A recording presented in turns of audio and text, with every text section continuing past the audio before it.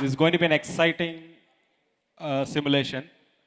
Just to add some spices, we brought some storyline as well. So keep watching. Now, there's a disclaimer, right? So all stories, characters, and scenarios presented during this event are entirely fictional and created solely for educational and awareness purpose. They do not represent any real individuals, organizations, religions, or communities. No personal data or participant information will be collected, stored, or shared. All event-related data will be handled responsibly and with the utmost confidentiality. This content is not intended to offend, insult, or target any person, organization, belief, or religion in any manner. Thank you for your understanding and participation. So this is a disclaimer which we always see in movies, right? So there are some story behind, so that's why we put this disclaimer, and just make sure that whatever we do, remains in this room to be a part of the simulation and nothing more. Okay? So I think we had put a fake Wi-Fi today here. We had put a fake Wi-Fi access point here in the name of Kerala Suraksha Summit. I don't know how many of you have connected to this. Marriott has got a Wi-Fi for the guests, but you guys, some of them have clicked and connected on a free Wi-Fi. We were able to extract your mobile number, Gmail number, IP address, and bit more information in terms of what OS you use, and probably some geolocations. That's what. Nothing more we have collected. But this is what cybersecurity is all about, right? We all believe that we are smart, we have the right controls, we have the right understanding or consciousness to do things right, but we fall prey for it. Now, going back to the next, this is just a site. I don't know how many of you know, maybe some of you already know, right? It is called Have I Been Pwned. You can put your email address here, your personal email address or official email address, and you can check whether your email address or your contact details are already breached, right? Breached means you might have registered it in some sites, some software product sites, or maybe Facebook, LinkedIn. Recently, there were a lot of breaches, even with Google and all those things. So go to the website called Have I Been Pwned. It is on the top. Have, H-A-V-E-I, been, B-E-E-N, P-W-N-E-D.com. Can you go to that website by taking your mobile and try to put your email address on that? Maybe your personal email address or your corporate email address. It's a safe site used by the community to make users aware where your data has been breached. Is it breached? Maybe you are not lucky, your email ID is not used in many other sites. Maybe you are not in the list, but otherwise you can see on this one, right? Anybody got some breaches who have tried?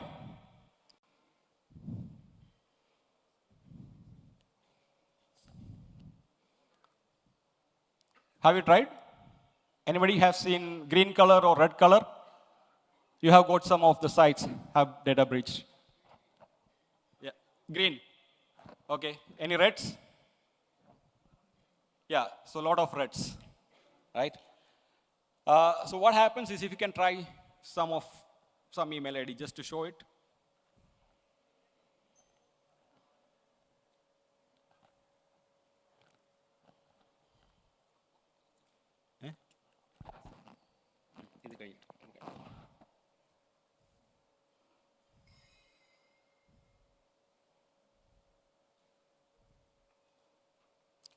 See, he can see 3 data breaches for the email ID he checked of his personal email ID. One is from the Rail Yatri data breach. What has been gone? Go up. In December 22, Indian government's approved online travel agency Rail Yatri suffered a data breach. The incident impacted over 31 million customers, exposed 23 million unique email addresses, also impacted were names, genders, phone numbers, and tickets purchased. including travel information and fares. I hope you don't want to be in this list as startup and SMEs who have bought quite innovative products as SaaS solutions, softwares for the use of your customers. And having your name here is the reputation loss, right? I mean, it keeps happening again and again, but then this is one good side. You can look at saying that where your data or email has been breached. Now, email is breached. Some places, password is also breached. And that's why you should not use same password on multiple websites, number one. Number two, what we can do about it, we cannot do anything. Data is already gone. What we can do maximum is, if you are using the same password for that plus some other size, please go and change your password to a more complex password. This is all what we can do. The data is already gone in the wrong hands, maybe in the dark web, all these things, right? So now let's go to the announcement of the winners for the Marriott, right? That is the next.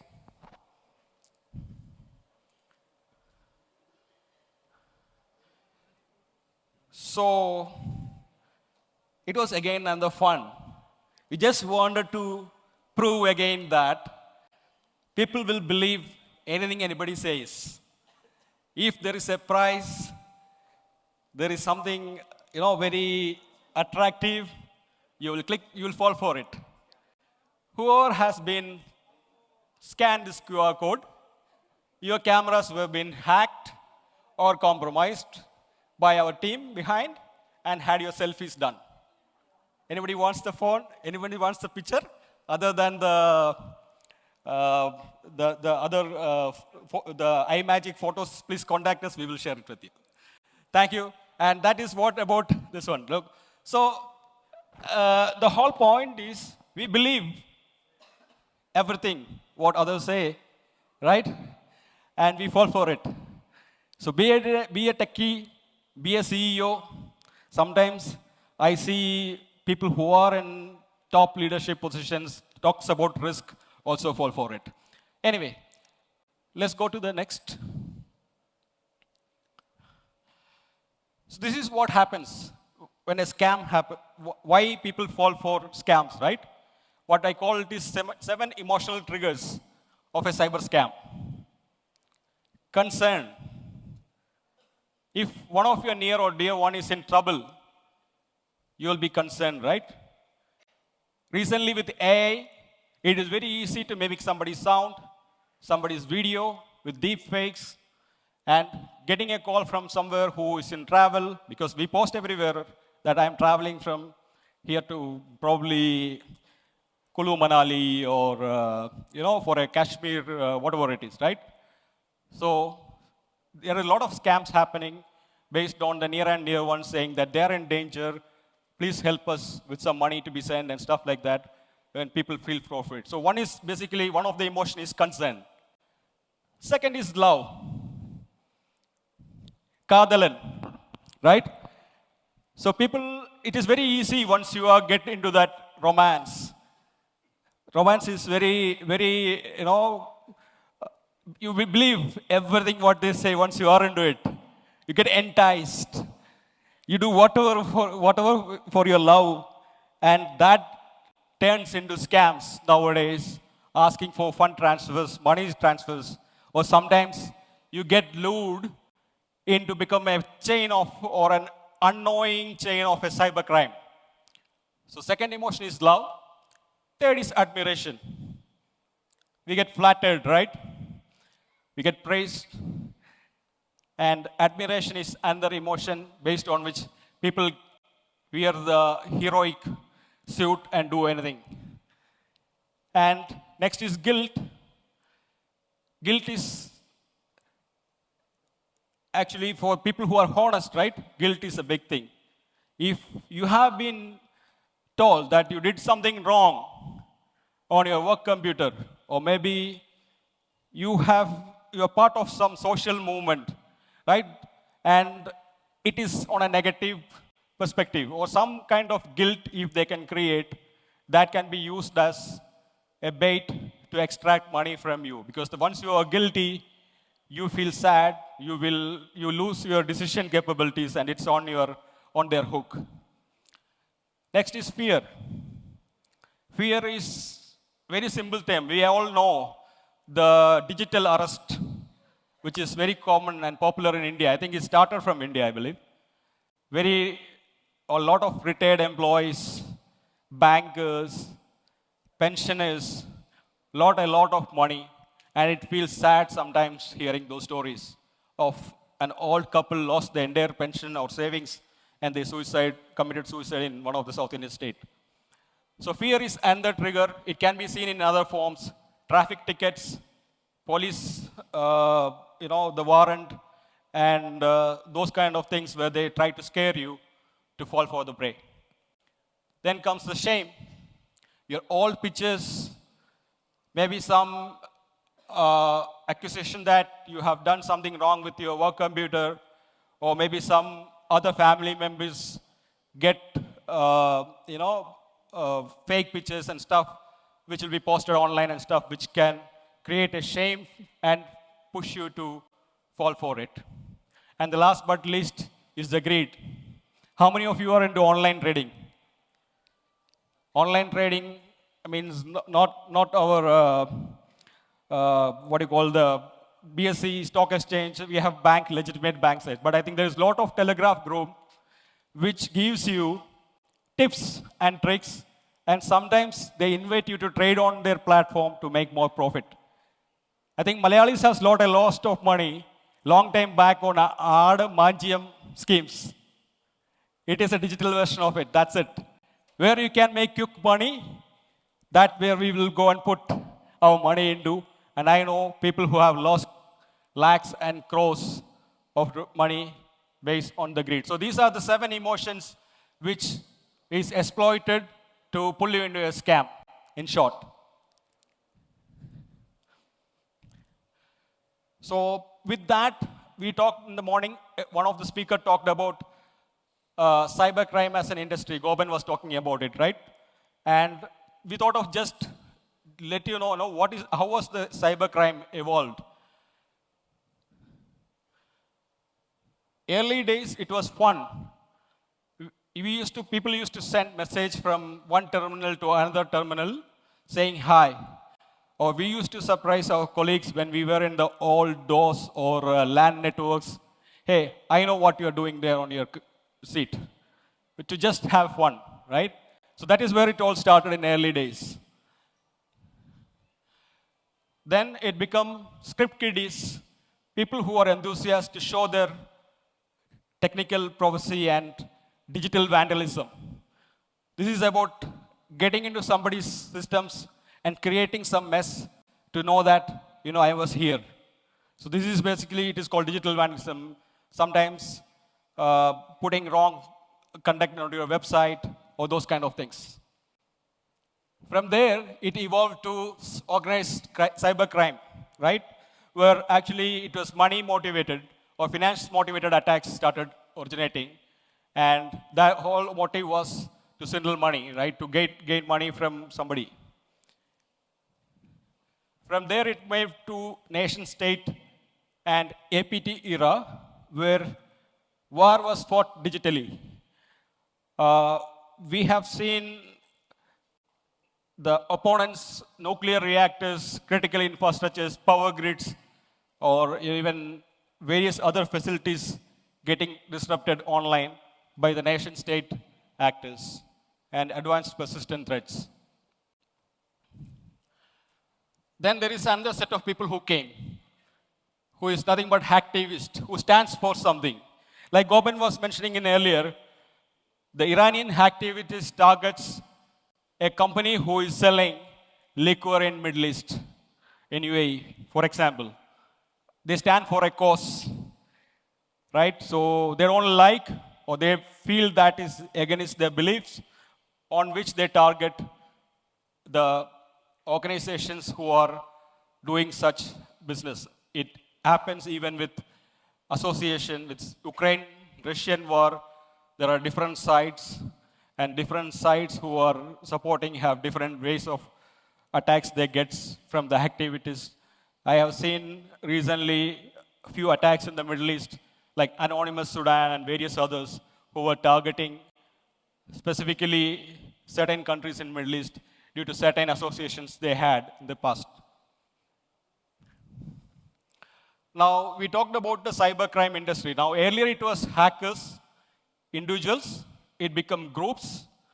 Now it has become a full-blown industry. There are initial access brokers whose job is only to collect credentials and passwords to gain the initial access to environments. They just collect, harvest. Their job is only this. They put this for sale, and they sell it at certain price to the people who wanted to go to the next step, which is data brokers. Data brokers get this access. They exfiltrate data. Your confidential information, including your maybe trade secrets, contracts, customer information, employee information, personal data. Many are not concerned after a breach what data is gone sometimes. Because in certain regions, there are penalties. Like, for example, European region, there is GDPR, which you need to pay certain percent of your revenue if your data is breached and not reported. The consequence is, if you have a data breach, if your documents like passports or your Aadhaar has been gone into wrong hands, it can be used to do many things in your name, to impersonate you, like taking bank loans, credits, various facilities. So most of the countries, they sometimes on a large data breaches with such confidential information, they imply the company who is in breach to provide financial insurance or credit insurance for those victims. So there are various scenarios, those kind of things can happen. Data brokers collect this data, they don't keep it, they sell it again. Right? And their thing is basically making money. Now, once the data brokers exfiltrate data, the next group comes in, who is the impact team. Because data is taken, now it is time to crush the organization. That's where ransomware as a service. We have heard about software as a service, infrastructure as a service. Now there is something available as ransomware as a service. So they develop malware and they sell it to the hacker groups who wanted to do it on a profit sharing basis. 70% for you, 30% for me, if they pay the ransomware. And then with that service getting deployed, the entire data get logged in and they ask for a ransom note where they need to pay the money. The customer or the victim has to pay money to release the data. From that, you have another set of team or the group works on money laundering, negotiation, and even converting those to cryptos. Right? Crypto is a hidden or non-traceable currency which you can pay with. Right? So they have crypto mixers, money laundering team who does, including the mules they arrange to get this fund transferred to a safe haven and get it as a legitimate money. So this is no more an individual. It is an industry behind. It's all about hiring the right service for you to impact and extract that money. So that makes a difference. They don't have any difference. As Goban was saying, Mr. Joe was saying on his with panel discussion, they doesn't mind it is a kindergarten. They doesn't mind it is a hospital. They don't mind it is a it's a charity organization, a school, organization, enterprise. They don't have any differentiation. All they want is get a victim, get a vulnerability, impact, get a victim, make money. So with that, I'm handing over to the team to show you a full attack simulation from initial access to breach to impact. And I'm handing over to my team. Thank you. We are going to do an attack simulation based on a storyline. Okay? So let's begin. Let us meet our protagonist and his initiative. KK, the founder and CEO of KK and Company, comes from a rich background of developing powerful tools and spells, all designed to combat the dark forces of vampires and demons. Recently, KK took his startup online that sells his services and tools, expanding its reach to help more people. 4 years.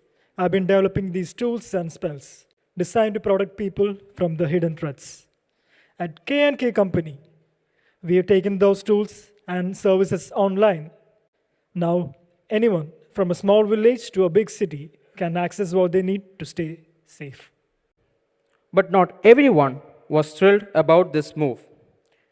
Meet our antagonist, Neely, a skilled and tech-savvy hacktivist.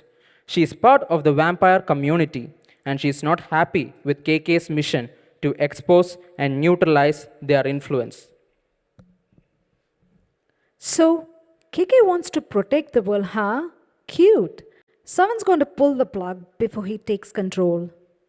So, as we heard, Neely plans to attack KK and destroy his new startup. Okay? So, as all hackers do, Neely needs a bit of information from KK and company to start the attack. So, she first finds out where KK and his colleagues meet up to build their startup and commute. So, she created a convincing rogue wireless network near the meetup place of KK and company, that is a Moonbugs Cafe, hoping the employees or even KK himself will connect and reveal useful credentials or data. Okay, the access point is live. I hope these fools will fall for this.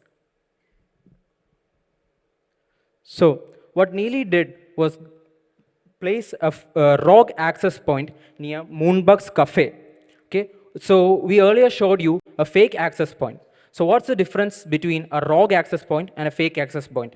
Rogue access point also is known as the evil twin, where Neely, the attacker, simulates a duplicate Wi-Fi network of a legit network. For example, Moonbugs Cafe may have a public Wi-Fi just like Marriott has.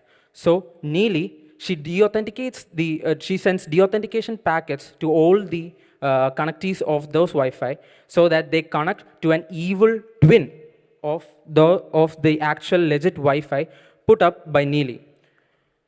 So this is known as a captive portal. So most public Wi-Fis would have a captive portal where we have to register. But unfortunately, KK and company had to enter their mail IDs into this captive portal.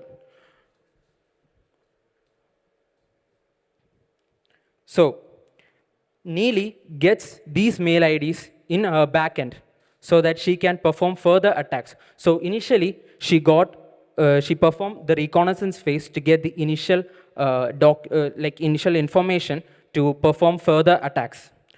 These are the mails that Neely got from deploying a fake, a rogue access point near Moonbugs Cafe.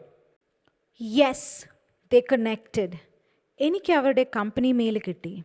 And more importantly KKയുടെയും കിട്ടി. So overjoyed, so obviously she got the main persons. So she straightly aims for KK's mail. But obviously from their battle history, she is aware that KK might have set up smart defenses like multi-factor authentication. So she needs particular attacks to bypass them. I know, he's clever. So normal attacks won't be any good. Session hijacking try ചെയ്യണം. ഒരു phishing mail അയക്കാം. So Neely chooses a spear phishing attack. Spear phishing attacks mainly means ഒരു particular ആളെ തന്നെ target ചെയ്ത് അയാളുടെ emotional അല്ലെങ്കിൽ അയാളുടെ എന്തെങ്കിലും വൾണറബിലിറ്റീനെ എക്സ്പ്ലോയിറ്റ് ചെയ്യാൻ പറ്റിയ ഒരു ഫിഷിംഗ് മെയിൽ ആയിരിക്കും. ആ മെയിലിൻ്റെ കണ്ടന്റ് അതുപോലത്തെ കണ്ടന്റ് ആയിരിക്കും, very precise. Okay, so Neely sends a phishing mail disguised as something KK wouldn't think twice about. So here Neely sends a Microsoft 365 alert detection directly to his mail.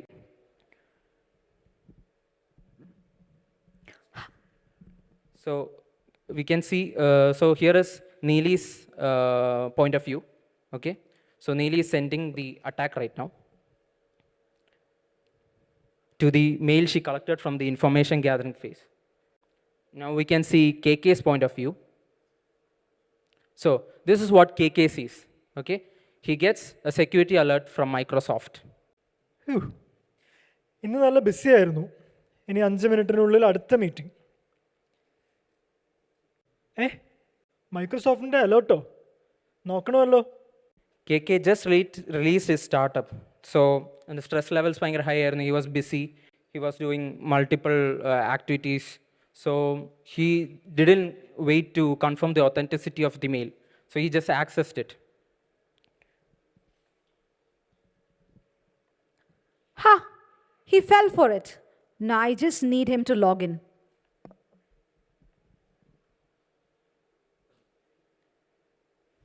So, currently, left side, we can see the attacker's terminal.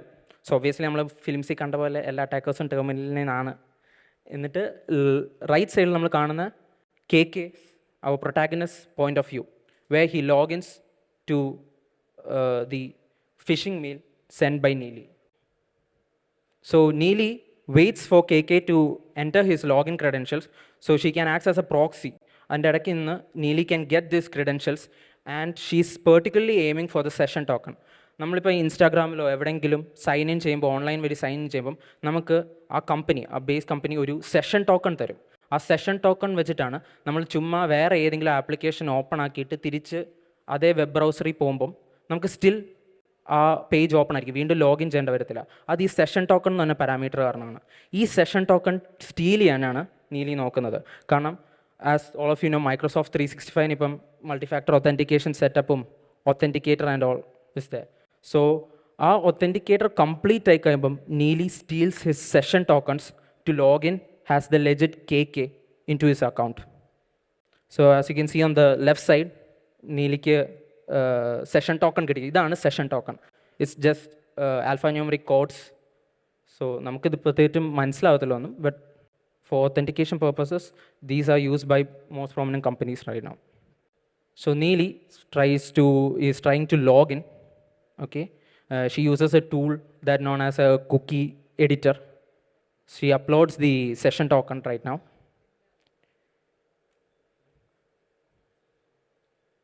As you can see, Neely has right now access to KK's account. This has bypassed multi-factor authentication that most of us have set right now. So this is a leading attack right now. Okay. Yes, access കിട്ടി. ഉഫ്, ഇനി access കിട്ടി, ഇനി എന്താ ചെയ്യുക? കേക്കിയുടെ mail box check ചെയ്ത് നോക്കാം. So as whole hackers നമുക്ക് direct ആയിട്ട് എന്ത് ചെയ്യണമെന്ന് നമുക്കറിയില്ല. നമ്മൾ ഒരു ആക്സസ് കിട്ടുമ്പോൾ നമ്മളെല്ലാം തപ്പി നോക്കണം. അപ്പം Neeli found his mail box interesting. So she plans to look through his previous messages to find anything interesting like credentials, like credentials അല്ലെങ്കിൽ passwords അല്ലെങ്കിൽ information regarding the installments and all. So Neely keys എന്ന് പറഞ്ഞൊരു keywords വെച്ച് മെയിലിൻ്റെ search ബോക്സിൽ check ചെയ്തപ്പം she got some credentials regarding her like KK's cloud account. Okay, so 2-3 credentials ഉണ്ട്. അപ്പം Neely needs to try out these passwords to find which is the right one. Pala credentials under. So Neely needs to try out each credential to find out if she can access KK's actual cloud account to find if any more information is present there. So each step or initial access kitty. She's trying to find out more information that she can use to provide a hard hit to KK and company or to exfiltrate data or anything like that. Yeah, she got the cloud account, and she's planning to use this cloud credentials to log into the cloud account of KK. This is known as lateral movement. This is a step in meter attack framework. Yeah, she got into the console.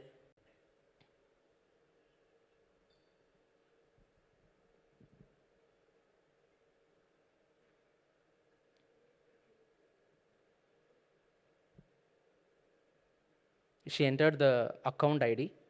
Now she just needs the like username. So she's searching for the mails.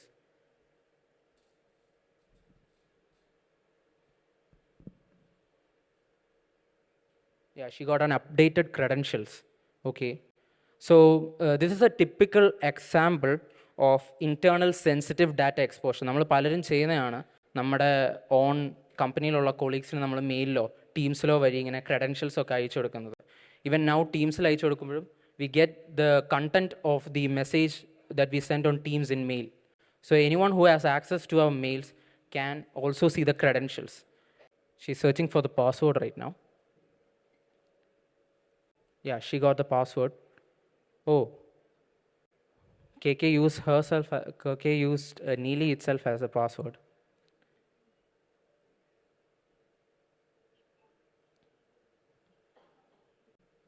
Yeah, I think so. There's some network issue. So as you can see, Neely achieved lateral movement. She got the credentials from KK's mail from his employees and logged into the cloud account of KK.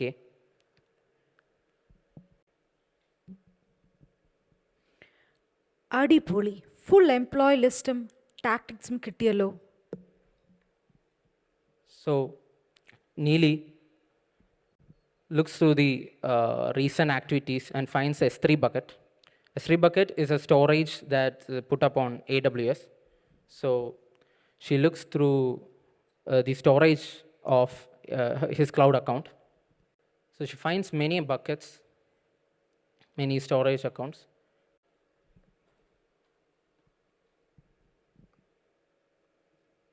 She finds something interesting like KCO data lake.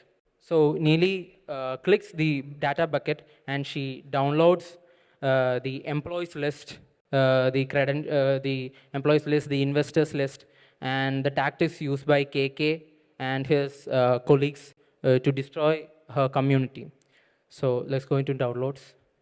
Yeah, she got the CSV files of investors, employees, and from KK's cloud account, Neely has got the complete list of KK's employees and his investors to his startup. So, as evil as Neely is, she can now use this information to leverage a much impactful attack to KK and company.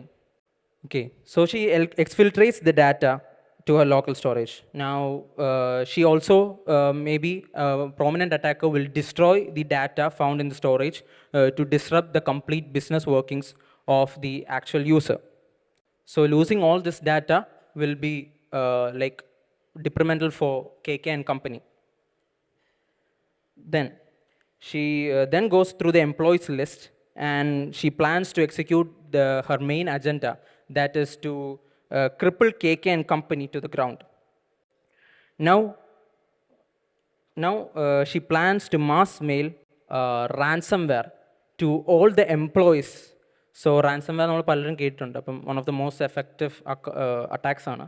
അപ്പം ransomware ഈ employees ലിസ്റ്റിലുള്ള എല്ലാവർക്കും full കമ്പനിയെ തകർക്കാൻ വേണ്ടി ഈ employees ലിസ്റ്റിലുള്ള എല്ലാവർക്കും KKയുടെ ലെജിറ്റ് മെയിലിൽ നിന്ന് സെൻഡ് ചെയ്യാൻ നോക്കും Neeli.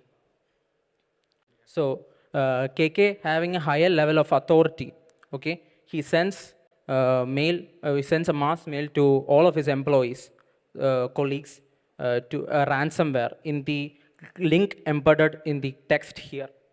Okay, so what we are doing right now is a WannaCry ransomware. There's a earlier ransomware deployed in 2017. So she embeds posing as you can see in the image on the right side, she's posing as KK and embeds the ransomware into this text and sends it to all her employees to cripple the company. So now let's move on to a point of view of one of our colleagues in the company. That's, let's see, let's start our Windows server. 1 minute. So we are now moving on to a point of view, another character that is a colleague of Neely, that's Abhinand. So Abhinand was active during these attacks performed by Neely, and he was the first to see the mail. So he accessed the mail sent by Neely posing as KK.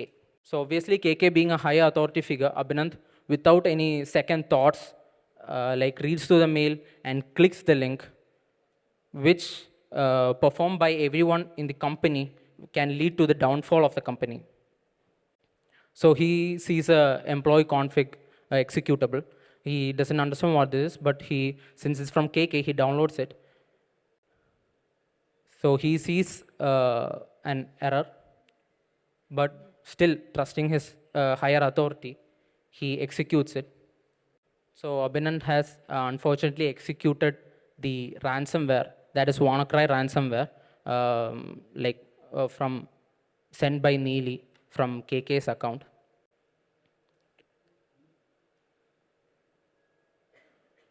And the ransomware has been active. So it encrypted all these files and exfiltrated all his files. And he now has to pay the ransom to get back his entire endpoint. Perfect. All the pieces are on the board now. Nothing personal, KK, just survival. Thank you, KK and Neely, the two entrepreneurs. So we have seen how a startup has been taken down by exfiltrating the data, by phishing the CEO and impersonating him, exfiltrating the data, using that data to attack the rest of the stakeholders, and crippling a company to a closure. However, let's hope KK will resurrect and protect us from such Neelys. Okay? So, in this attack, what we have seen is based on MITRE attack framework. They done the reconnaissance, basically gathering the data by placing a fake Wi-Fi. They did a phishing attack targeting the KK, a CEO. They done an initial access to KK's credentials. She stolen the cookie, basically to bypass the MFA and log into his mail account, collected further data, did a lateral movement to get into KK's e-commerce platform, which he was, cherishing as a startup, did the data exfiltration, used that data to disrupt the business by deploying the ransomware across their landscape. And that's it, right? So this is what happened in a MITRE framework basis. We had a SOC. We have a lot of detection capability. We have a lot of protection capability, right? We have antivirus. We have firewalls. But detection capability is as important as protection capability. And yeah, what if KK's organization had an F9 SOC, 24/7 monitoring, which could have changed this breach into a defense and managed incident? So engage F9 SOC for 24/7 detection, playbooks, and rapid response. And let's see how this attack could have been stopped if you are already on a SOC service from us. So as our CISO mentioned, what if we had a SOC team? Okay, so we could have prevented or responded to these attacks, not in every stages, but in multiple stages. We could have stopped this attack from propagating to a more complex attack like ransomware. So as you can see, this is an XDR tool, Extended Detection and Response tool. So we can connect multiple EDR tools. Both are different. XDR tools and EDR tools. EDR tools are for a particular endpoint. So most of this attack happened in a particular endpoint. So the most sophisticated attack, that is ransomware, happened in the endpoint of the final user, that is the colleague of KK, that's Abhinand. So where could have stopped the attack? Okay, so first alert we got while we accessed the KK's user in AWS was the AWS S3 bucket listing attempted by user. So since obviously attackers access the legitimate resources of a legit company from different proxies or from different network, XDRs have inbuilt tools known as UEBAs, which normalizes users' normal behavior, normal IP addresses, normal MAC addresses, normal locations, and ASNs. Since attackers attackers are not sitting like what we saw right now. So they will be in other countries or other locations. So they will be accessing from hidden proxies or hidden VPNs. And most VPNs are flagged right now, especially Tor VPNs. So when attackers access these legitimate resources from these malicious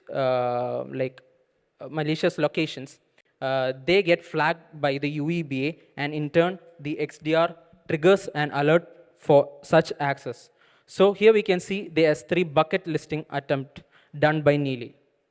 So what can we do as a response? Since the SOC team identified this alert, what can the SOC team do as a response? So most platforms, new platforms, provide automations that the SOC team can do from their own network that can impact the actual legit resources of their client. So here, we have used an automation known as disable user login for a particular user. So here, when we trigger disable access for the user KK, here you can find the username. So we use this username to trigger an automation that disables the user's access to the cloud account. Okay? So if you can see the execution log,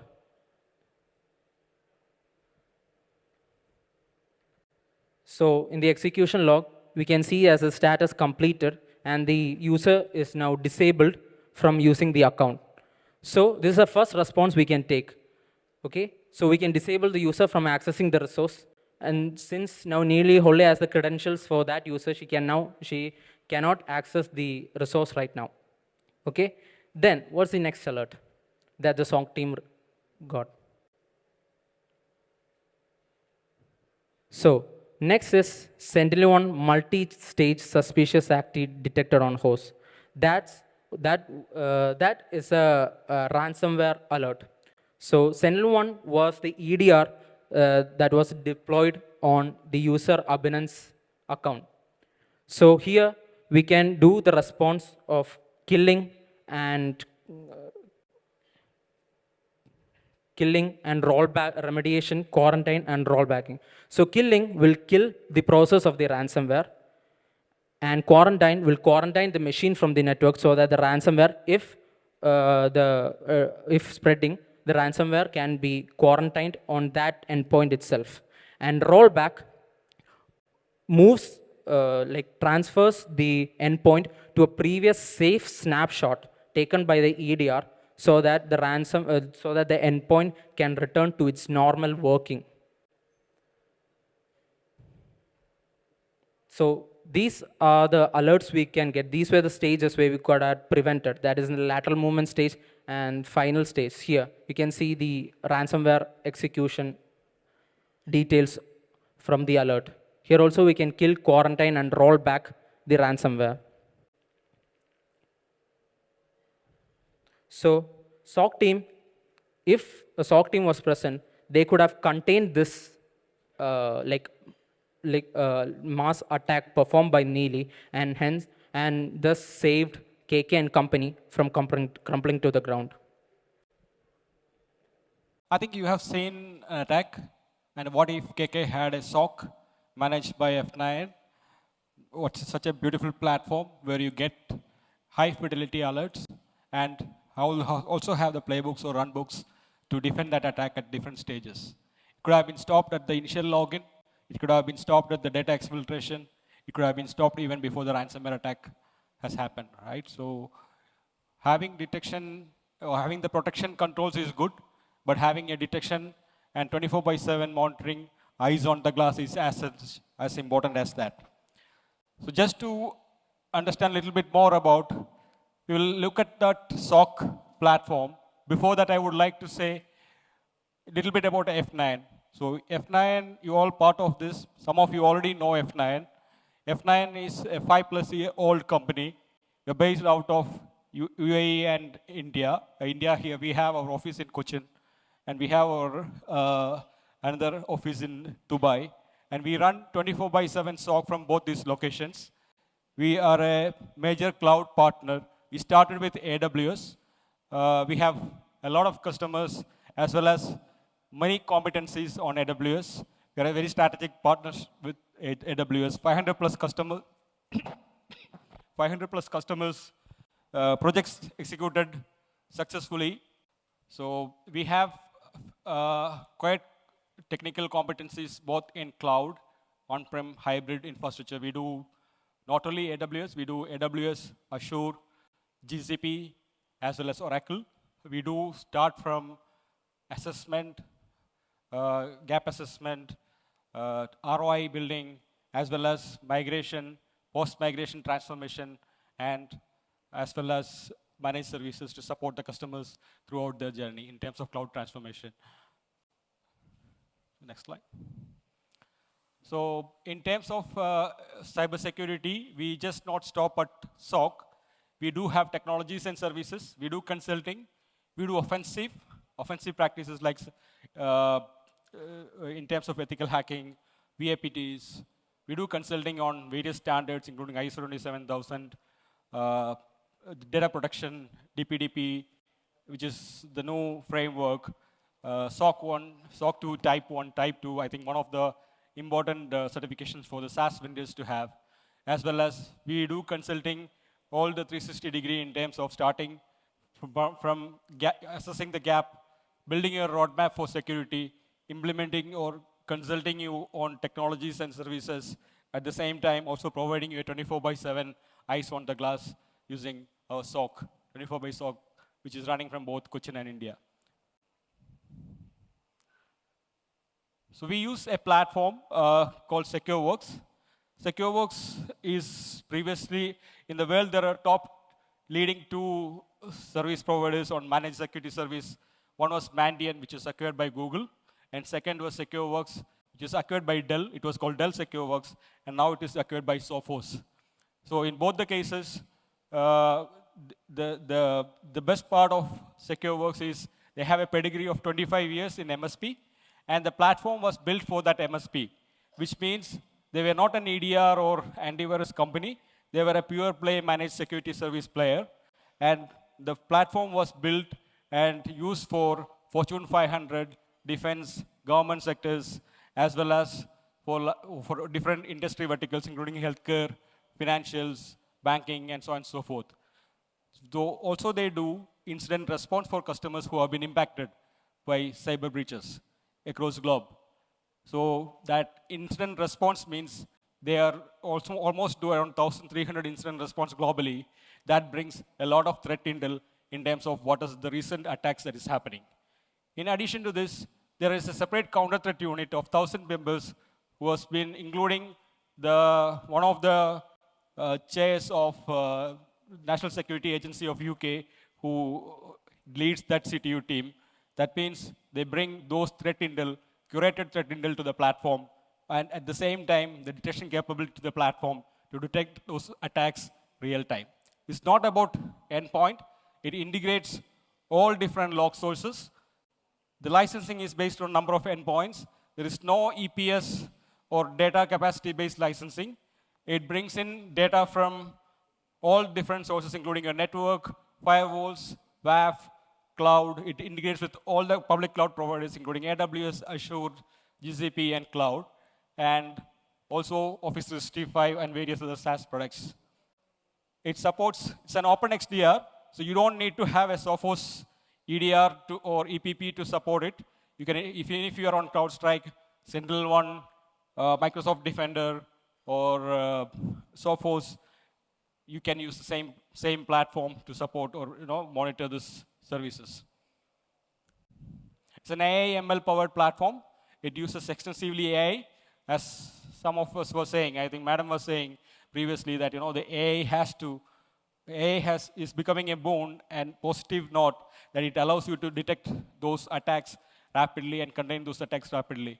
So this is an AI-powered platform. It ingests from 165 plus different technologies, 350 plus built-in integrations, have 5 trillion events, can handle in a week, is handled in a week with thousands of detectors, and it also have CTU threat graph, which gives around 40 billion data points, which feeds into the system in terms of understanding and the mapping the attacks to MITRE and other frameworks. We also provide threat hunting in terms of 24/7 on the platform for our customers. It's not only about defending or monitoring and alerting. It's also about response. We provide unlimited response for our customers who are on our enterprise platform. And not only that, we also do proactive threat hunting. That is, if an attack is cooking very at early stage, For example, a recent vulnerability was exploited in the wild, and that threat intelligence reports comes to the platform. We look at all our customer environment. Is there anywhere this has started, manifesting to an attack? So we do a preemptive or proactive threat hunting to make sure that our customers are safe. Thank you. That's all from my side.